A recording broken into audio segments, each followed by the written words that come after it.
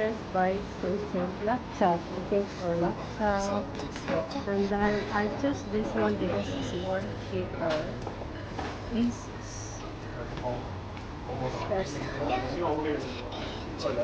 Okay? This one. Here. This follow this man to face.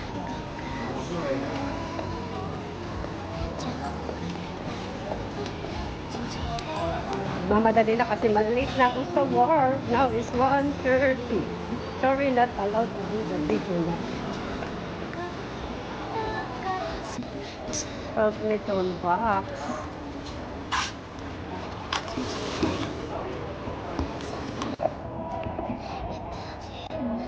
Yeah, unboxing my laptop, new laptop.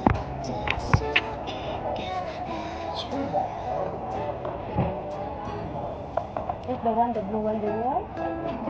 Oh, I can see this here.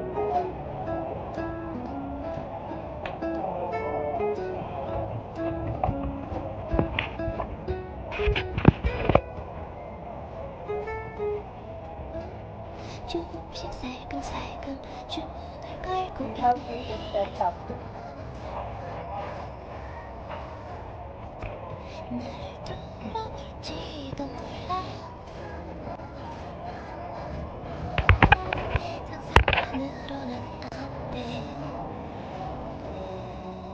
How many hours is it?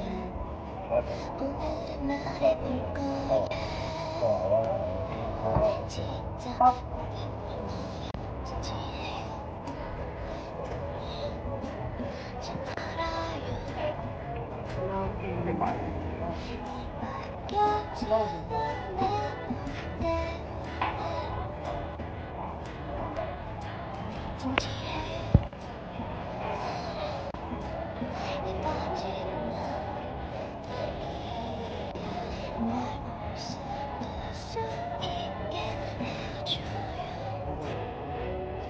Better than that before. I think that is better there. But that one is not possible. This one already has set. Set up for English.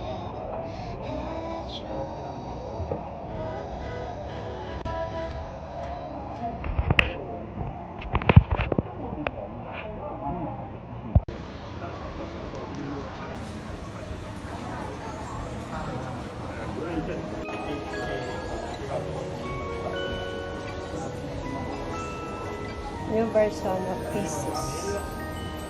Very cheap. It's only 4,000 Hong Kong dollar.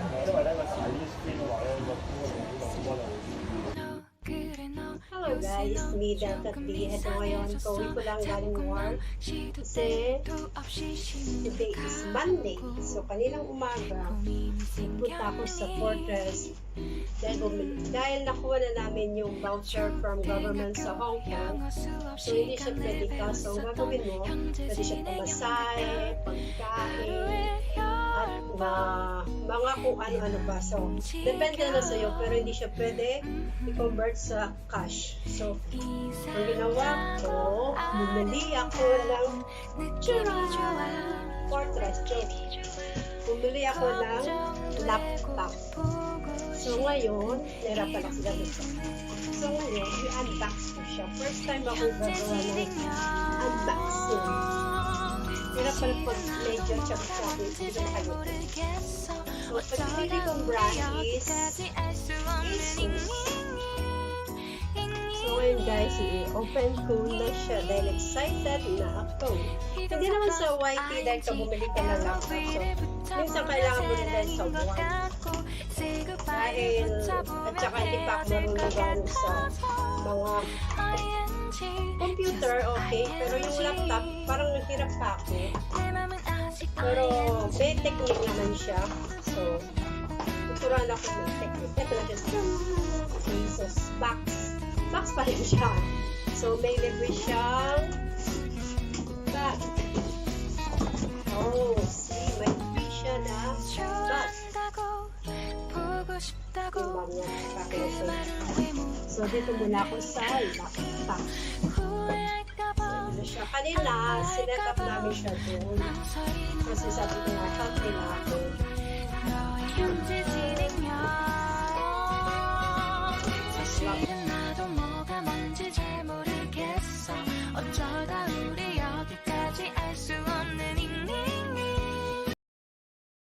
I buy this one. Dahil yung first na binili ko, in food sa online siya, yung first labas pa niya nun is mahal pa siya nun is around 260 Hong Kong dollars. Then, yung diniliver sa bahay, pag open ko, kulang siya ng wire. So, pwede naman siya isole. Ang kaso, magbabayad ako another shipment. So, inayan ko na lang. So, pinadala ko na lang sa Pinas na nagpa-package ako. And then, yung second time is, bakit ba ako bumili? Ay, may nagpabili pala sa akin. Tapos, yung friend ko nagpabili siya ng V8 ulit. So, ayaw ko na siya ulit na kulang. So, tinignan ko talaga na maayos. Kompleto naman siya as of now. Tapos, ito yung, sabi niya, hindi siya naka-open kasi kailangan ko daw siya i-charge. Andito na naman po ako kung gagawin siya. Let's see. Pero i-charge ko muna siya. Ito yung back niya. Then, pero hindi ko alam paano ako mag-setup nito. Dati naka-setup ako malit. Pero kailangan ko ng tulong. I think si Master Red ang makakatulong sa akin pa nito setup. Yung mic niya, balik ko muna siya.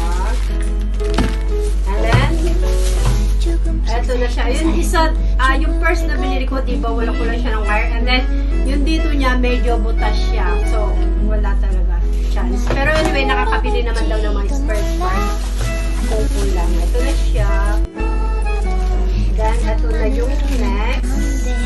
So, 1, 2, 3, 4. Then, yung cover ng mic. 5, 6.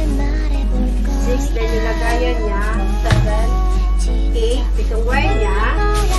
Saka yung lagayan. Lagayan yun sa mic niya.